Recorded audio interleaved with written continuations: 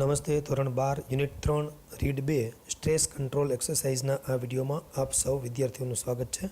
નમસ્કાર વિદ્યાર્થી મિત્રો, આજકાલ ઓનલાઈન એજ્યુકેશનનું પ્રમાણ વધ્યું છે. ત્યારે તમે જાણો છો કોવિડ-19 પેન્ડેમિક જેવી આ મહામારીઓ હોય ત્યારે આપણે કેટલીક બાબતોનું ધ્યાન રાખવું જોઈએ. મોબાઈલ અને કમ્પ્યુટર સ્ક્રીનમાં બ્લુ કે વાદળી કિરણો નીકળે છે જે આંખોને નુકસાન કરે છે. આપણે એનું ધ્યાન રાખીએ.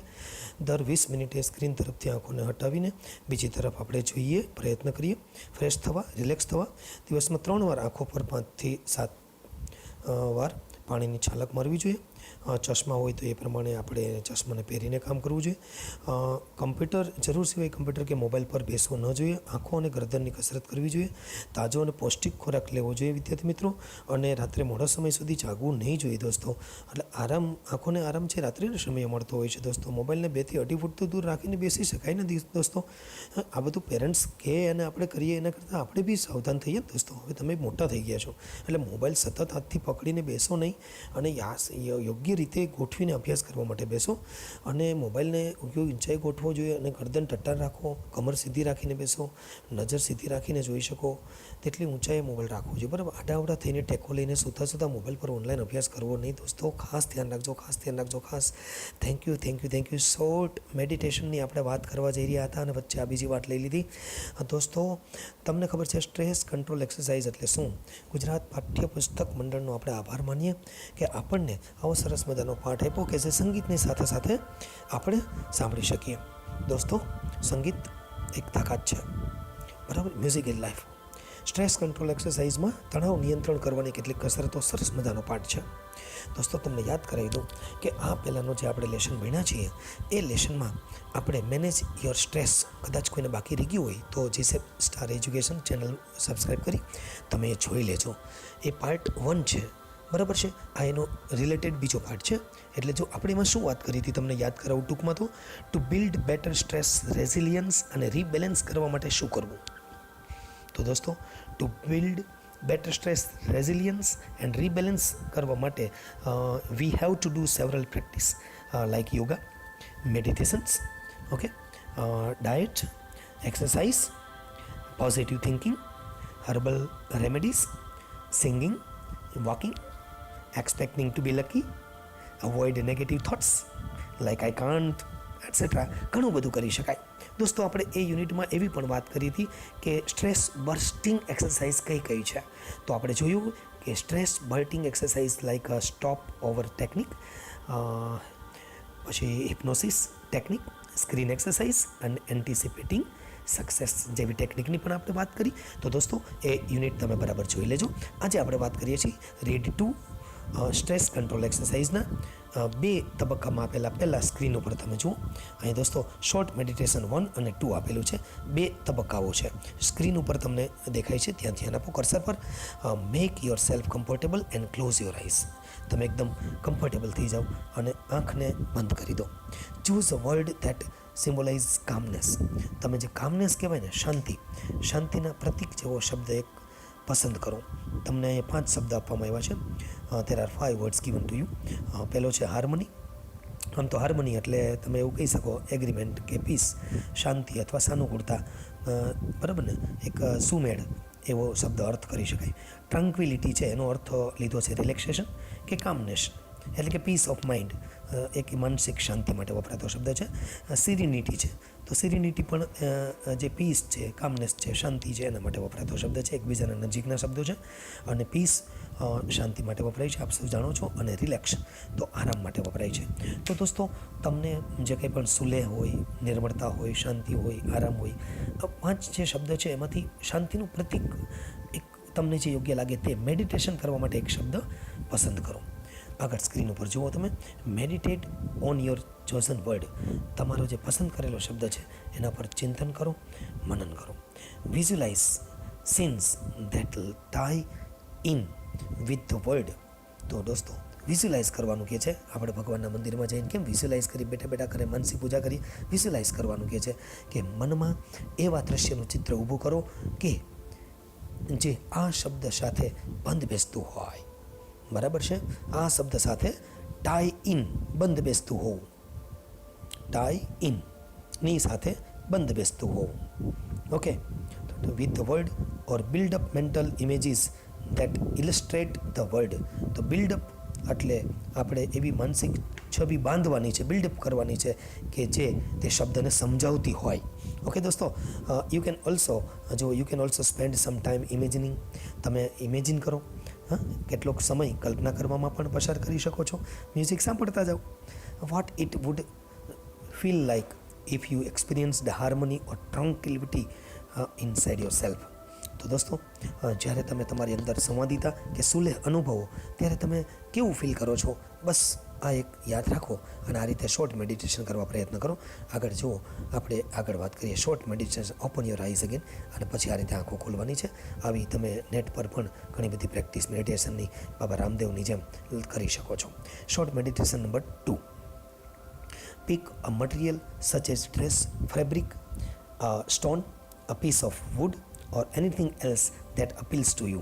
આ ખૂબ જ અગત્યની વાત છે. જુઓ, અહીંયા એવું છે કે કોઈ પણ એક સામગ્રી પસંદ કરો, જેવી કે કાપડ હોય, ફેબ્રિક એટલે કાપડ, બરાબર ને, ડ્રેસનું કાપડ આપણે, પછી લાકડાનો ટુકડો હોય, કોઈ સ્ટોન એટલે પથ્થર હોય, બરાબર ને, લાકડાનો ટુકડો હોય કે અન્ય કંઈ પણ કે જે તમને યોગ્ય લાગે એ તમે સિલેક્ટ કરી લો. અપીલ્સ ટુ યુ, તો દોસ્તો અપીલ્સ એટલે તમને જે યોગ્ય લાગે તે, અનુકૂળ લાગે તે, એને આપણે અપીલ્સ કહીએ છીએ, બરાબર. તો જુઓ, with your eyes closed explore and the texture of this material. આંખો બંધ રાખો અને ટેક્સચર એટલે ફિઝિકલ કમ્પોઝિશન અથવા સ્ટ્રક્ચર, વસ્તુનું સંગઠન અથવા રચના. પણ એક્સપ્લોર એટલે શું? તો એક્ઝમાઇન, સર્ચ, તપાસ કરવી, બરાબર છે. તો જુઓ, અહીં શું કીધું છે કે તમારી આંખ બંધ રાખવાની છે અને સામગ્રીનું જે રચનાનું અવલોકન કરો, કઈ રીતનું બાંધણી છે, એની રચના શું છે, સ્ટ્રક્ચર શું છે, અને spend at least 2 minutes doing this. ઓછામાં ઓછી 2 મિનિટ તમે જો આવી રીતે આમાં વિતાવો ને તો પણ તમારા શોર્ટ મેડિટેશન થઈ શકે. એટલે 1 અને 2 આ સ્ટેજ છે, તબક્કાઓ છે. 1 has to do short meditation number 1 અને નંબર 2. વિદ્યાર્થી મિત્રો, બોર્ડની એક્ઝામમાં ક્વેશ્ચન પણ પૂછાય છે. શોર્ટ મેડિટેશન નંબર 1માંથી જો તમને પ્રશ્ન પૂછવો હોય તો જુઓ, અહીંયા કહીશું પ્રશ્ન પૂછી શકાય. જુઓ જી, દાખલા તરીકે what is this exercise for, તમને એવું કહે તો તમારે કહેવાનું કે this exercise is for stress control. બીજો એક ક્વેશ્ચન છે કે how many words are given, અહીં કેટલા વર્ડ્સ આપ્યા છે એવું તમને ક્વેશ્ચન પૂછે, અને વિચ તો કહેવાનું four selection the 5 words are given. there are harmony, tranquility, serenity, peace and relax. આ રીતે પ્રશ્નોના જવાબ પણ તમે આપી શકો છો.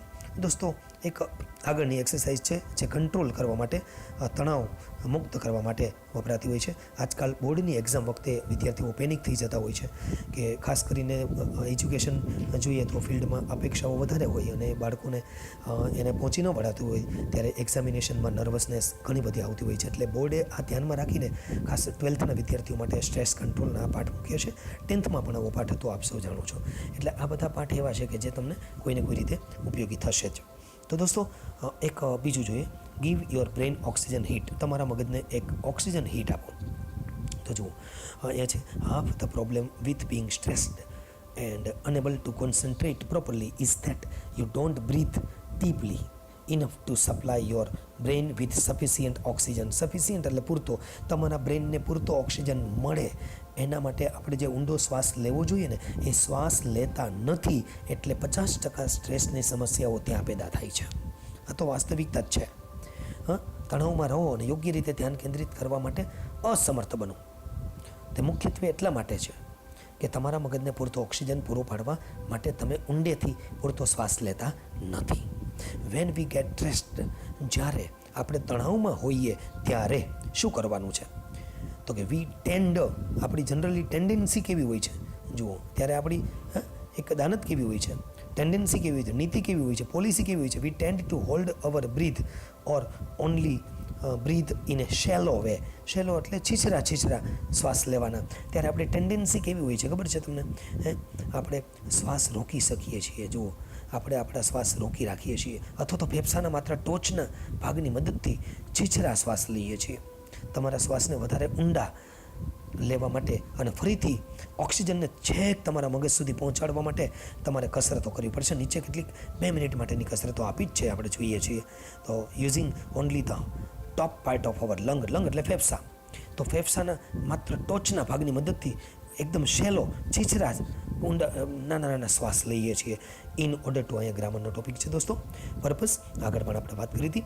ઇન ઓર્ડર ટુ સાથે મૂળરૂપ અને વિથ વી ટુ સાથે આઈએનજી અને સો ધેટ અને ઇન ઓર્ડર ધેટ હોય તો કરતા મૂકીને મોડલ ઓક્ઝિલરી અને મૂળરૂપ મૂકવાનું છે. ઇન ઓર્ડર ટુ ડીપન એટલે ઊંડું કરવું, બરાબર. તો તમારે શું કરવાનું છે, એકદમ ધ્યાન આપો. અહીં ટેક્સ્ટમાં જુઓ, અહીં પછી યોર બ્રીથિંગ, તમારા શ્વાસને ઊંડા શ્વાસ લેવા પ્રયત્ન કરો. And gate oxygen all the way up in two the brain again, અને ઓક્સિજનને છેક સુધી લઈ જવા પ્રયત્ન કરો, છેક તમારા મગજ સુધી પહોંચાડવા માટે તમે આ પ્રયત્ન કરો દોસ્તો. અને અહીં હું તમને 2 એક્સરસાઇઝ આપી છે ટેક્સ્ટ બુકમાં. Do the following exercise for 2 minutes.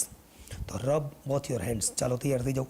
બેઠા છો ને બધા, 2 હાથ ઘસવા માંડો. ચાલો રબ બોથ યોર હેન્ડ્સ, બરાબર. એકદમ બોથ યોર હેન્ડ્સ તો કરે અંદર એમ together for a moment to create energy. જુઓ, એક હાથમાં એનર્જી આવશે, એક ઉર્જા આવશે, બરાબર. બીજું જુઓ, પ્લેસ યોર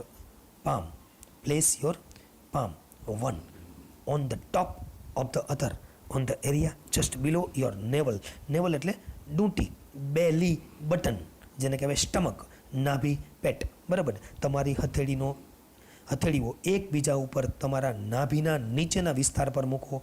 થોડી આ કસરત પણ કરી શકાય એવી છે, કરો. ચાલો તે આગળ જુઓ. Place your palm one on the top of the other on the area just below your navel, બરાબર. તો આગળ જુઓ. Breathe consciously into your belly, તમારા પેટમાં સભાન, કોન્શિયસલી એકદમ સભાનપણે શ્વાસ ઉતારો. શ્વાસ લ્યો, બેલી એટલે પેટ. Making your palms rise every in breath, ખાસ કરી ધ્યાન આવો. અને દરેક શ્વાસ વખતે શું કરવાનું છે, તમારા દરેક શ્વાસમાં હથેળીઓ ઊંચી થાય એવી રીતે શ્વાસ લ્યો, એટલા ઊંડા શ્વાસ લ્યો, એટલો શ્વાસ ભરો કે તમારું પેટ હલવા માંડે અને હથેળીઓ ઊંચી થવા માંડે. ઓકે. અને જો imagine breathing oxygen in to your brain, તમે તમારા શ્વાસમાં ઓક્સિજન લઈ રહ્યા છો એવી મગજમાં કલ્પના કરો. આ બધા મેડિટેશન છે દોસ્તો, કરી શકો તમે. જુઓ, સૌથી અગત્યની મેડિટેશન આપી છે ધ ક્રાઉન પુલ.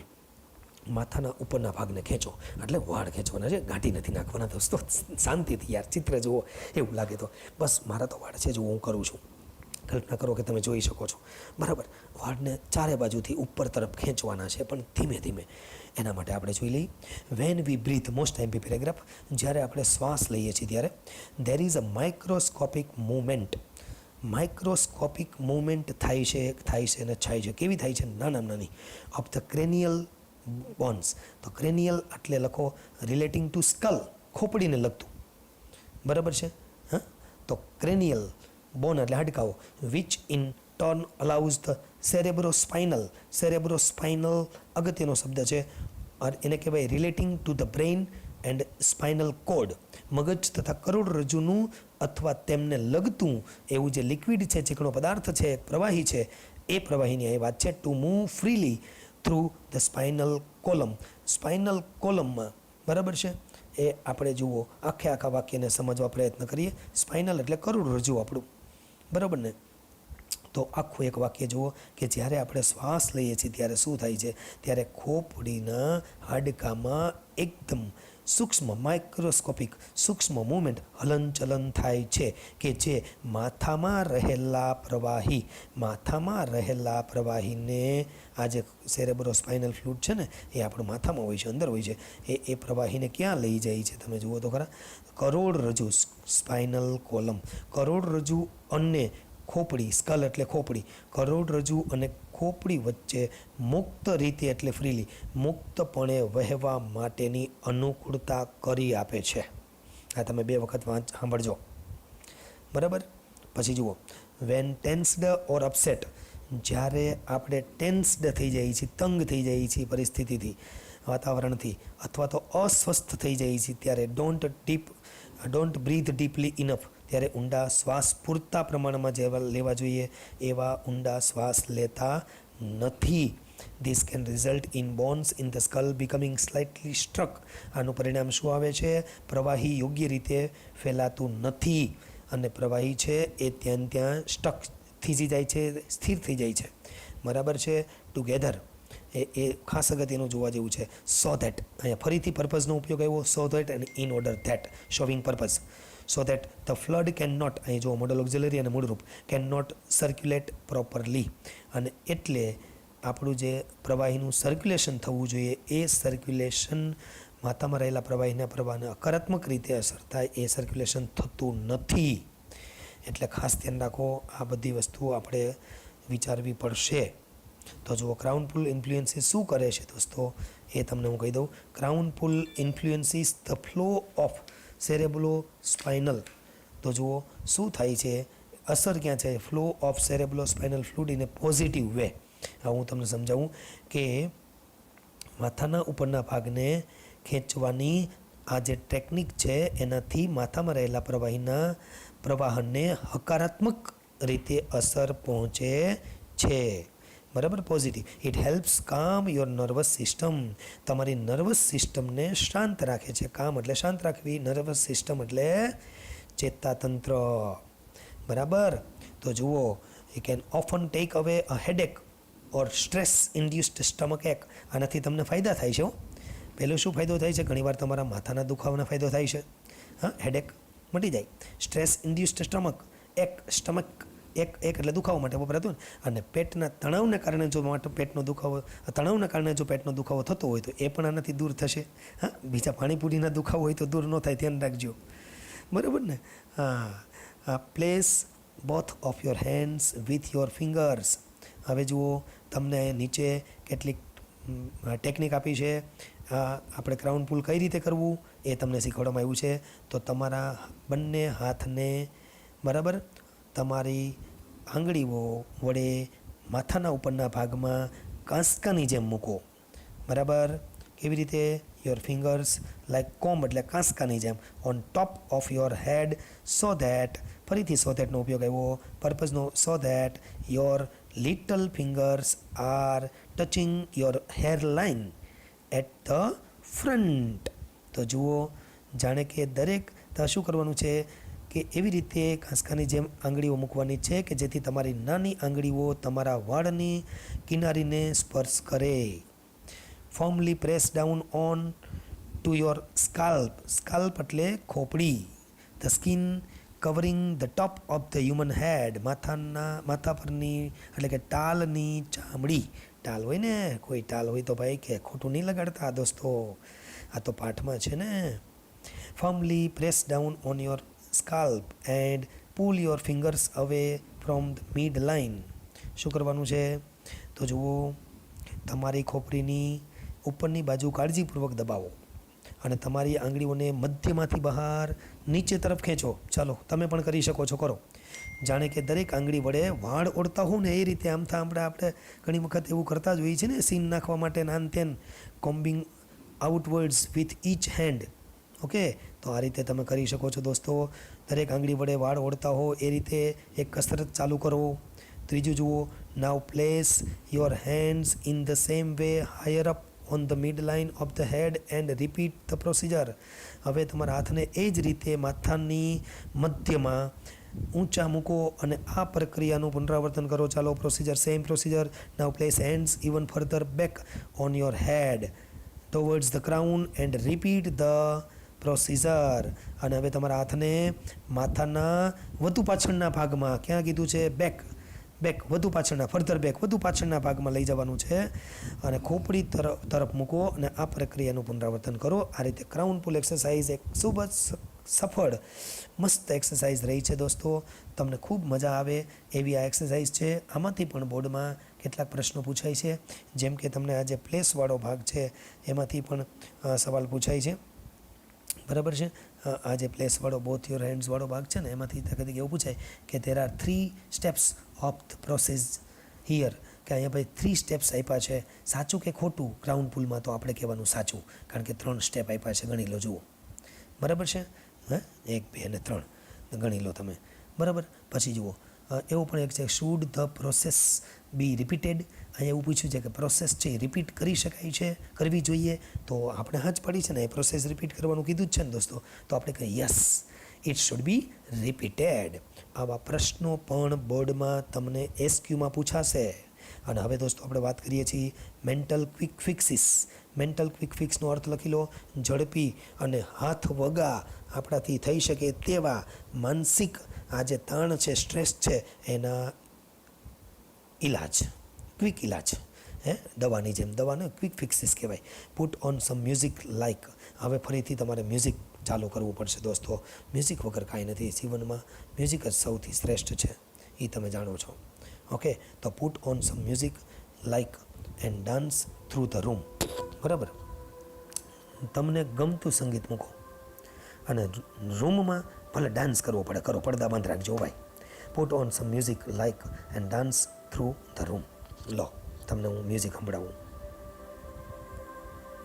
સાંભળો, લ્યો, ડાન્સ કરો.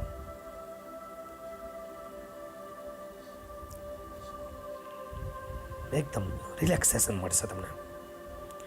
આ કેવી પ્રવૃત્તિ કહેવાય ખબર? This creative activity exercises the right side of the brain.